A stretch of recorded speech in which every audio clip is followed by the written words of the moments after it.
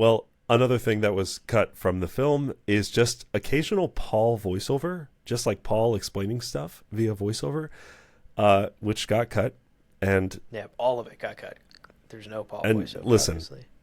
I don't know about y'all, but thank God. Thank God. Thank goodness.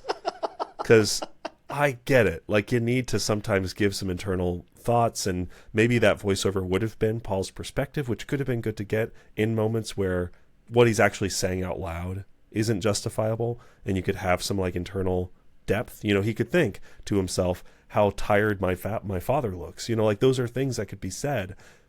But that just immediately starts feeling like the 1984 film, where it's like narrations everywhere because they didn't do a good job of kind of setting up what's happening on screen. You know? Yeah. Look, I'm sure someone will email us or respond and call me out on this, but I think if you have to resort to writing your character's thought in a movie, you have failed to make the movie. Yeah. Filmmaking is a visual medium. Say it on the screen. Filmmaking is a performative medium. Have your character perform it. But do not have voiceover thought bubbles happening. Right. That to me is an utter failure of filmmaking. And it's funny to see that there are occasional moments of Paul VO throughout this script. I think the most illustrative one, for example, to give one example, is in the Coriolis storm. There is no Jameis, as we mentioned earlier. Instead, there's Paul VO as he's thinking about piloting the ornithopter through the storm. He thinks things like, I got to get this over 5,000 meters. Okay, I'm almost through the eye, and I get just up and over. Like, how awkward would that have been in such a beautiful, tense scene? Yeah. You know, it's like one of the best moments in part one. And how narratively jarring would it have been to suddenly hear Timothée Chalamet thinking things out loud?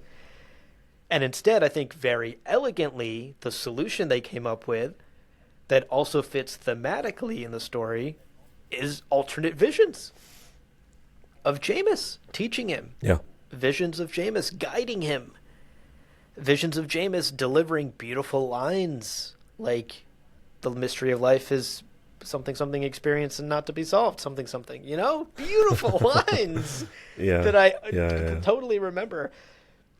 I think what an elegant solution to a genuine problem, right? Dune is a very dense book with a lot of internal monologues happening.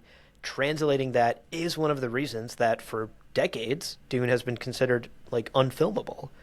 Right. And I think Villeneuve and the team landed on a very elegant solution, but it's still interesting to see that even this team at one point or another was considering internal monologue voiceovers as a way to make this story work. My name is a killing word. Man, in a different universe, though, it would be fun to have Timothée Chalamet perform all of those lines, like all of those like awkward whispered. Yeah. My name is a killing word. Right. Then I can set them to my different ringtones, you know?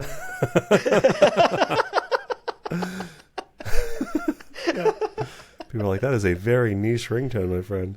Not even music, it's just Timothée Chalamet. My name is a killing word.